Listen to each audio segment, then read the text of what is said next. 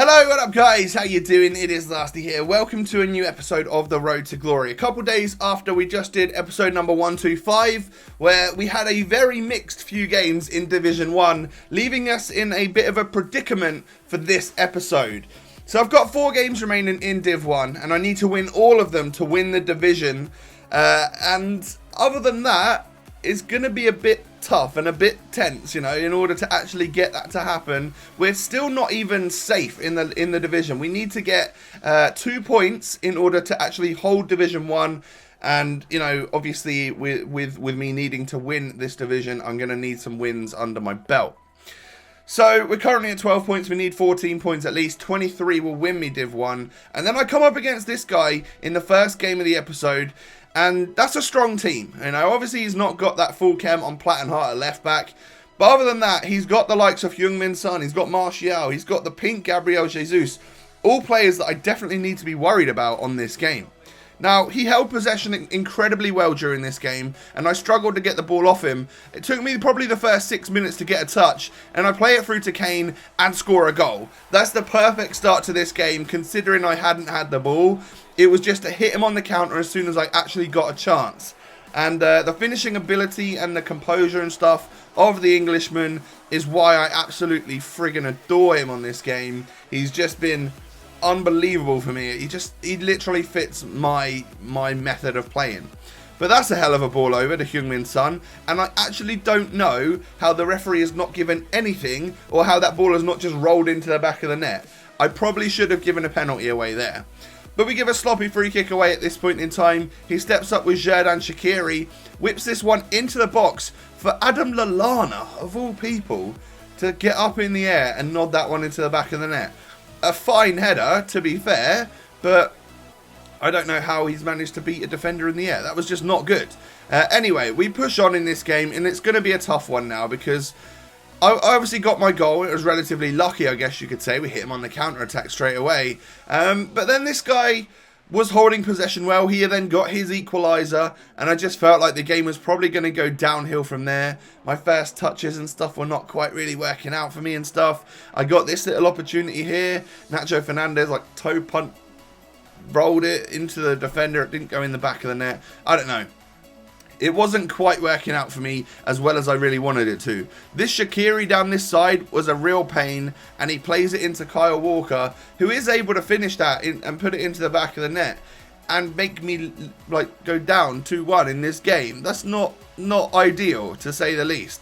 Saul plays it into Harry Kane, fires that shot straight into the hands of Butland, and it does go out for a corner. But it was basically just watching this guy play his passing game. It's very difficult to get the ball off someone in that 4-2-3-1 formation. There's just so much space and stuff. And as you can see, I had like 36 or 38% possession. It wasn't good. It really wasn't good. I made my changes at half-time. Decided to stick Carrasco up front over Son, just because I felt like maybe a little bit of added pace up front could help me if I do hit him on a counter-attack again. And then Harry Kane somehow ends up with the ball right at the start of the second half. Sticks it into the bottom corner, scores the goal, runs off celebrating. There was a lot of like interceptions and bobbles and just dodginess going on there. Obviously I score with the nutmeg through Koscielny's legs, and then outside of the boot finish is actually really superb, and another goal for Harry Kane. But this guy was not done. He really was not done. Forcing the ball into attacking areas where I just couldn't get it off of him. Taking shots left, right and centre. He hits the post with Azpilicueta. That was a difficult one. Like, I thought we were going to concede there. Now, I was just about blocking everything, and when I didn't, it like hit the bar. So I think my opponent was getting a little bit unfortunate to not score these goals. He takes the shot first time with Heung-min Son there. Doesn't quite work out for him. I think I end up bringing on Hazard up front for what the hell is his name? I don't know. Carrasco. There we go. Come on. Finally working it out. Yeah, bring him on for Carrasco just for some fresh legs up front. I feel like Hazard might be able to do the business if we get that 1 or 2 chances. Then I still don't concede. David De Gea stopping him that time. I play the ball. Hazard. And like, you can see my passes just aren't working. And eventually the ref calls final whistle, which kind of, I think, nearly ends Division 1 for us here. We're still not even safe, but we now can't win Div 1.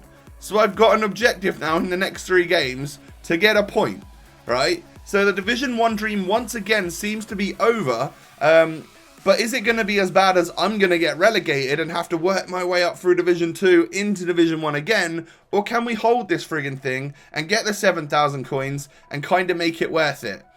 Now I come up against this guy who finished 4th in the entire world in July in FUT Champs. He is a top 100 player, a top 5 player, a top 4 player with a very, very good team. Now, when I came up against this guy, I'm pretty sure his account was made in May or June 2017. So he has those players on his account from playing FUT Champs for like a couple of months. That's absolutely insane. He literally finished 4th in the entire world. I can show you the leaderboard thingy of him finishing 4th. That's mad. So I figured, obviously, I'm going to get battered like 8-0 here. But I started off quite well. And I was holding the ball all right. I knew that I needed to try and hold the ball. I nearly scored that audacious effort with Harry Kane. That would have been amazing. But I was holding the ball well because I knew I needed to try and like keep possession. Because if a player like this gets the better of me, gets comfortable in the game, then my head's going to completely go and I will lose it. He did a lot of that stuff which the pros do quite a lot, which is run it down to the byline. Obviously, it's a very strong technique. RBA it across goal. You've seen me actually do that quite a lot recently, probably just from learning from the pros, from watching some of the pros this year. I figured that trying to get it right down to that byline and stick it across goal, you've got more chance of actually scoring than your opponent has got of getting that ball away. Luckily De Gea somehow does something with that. Lahm sticks it back in the box, but there's no one there for my opponent, so we are able to clear it. Heung-min Son then gets past that defender, takes the shot, but a fantastic save from Red Farman. He's got 2 red players in this team, which I'm seriously jealous about. 90 Tots Alonso, who is one of my favourite players on this game. And I think I've said it so many times this year that 86 Farman is just definitely up there as one of my favourite goalkeepers. And he's got a red version of him. So yeah, very, very jealous of that. I still wasn't able to score, but if you look at the halftime stats, I've had more possession, better pass accuracy, more shots, more on target. I feel like I should be in the lead, but unfortunately I'm not. So I bring on my halftime subs, Marquinhos and Kante, they can come on. And I'm not sure if this guy makes any subs throughout the whole game, but he's playing a 4-2-3-1. He switches formation in game to that 4-2-3-1. Messi is central, 2 defensive midfielders. Quite a defensive formation, one that's good for possession as well.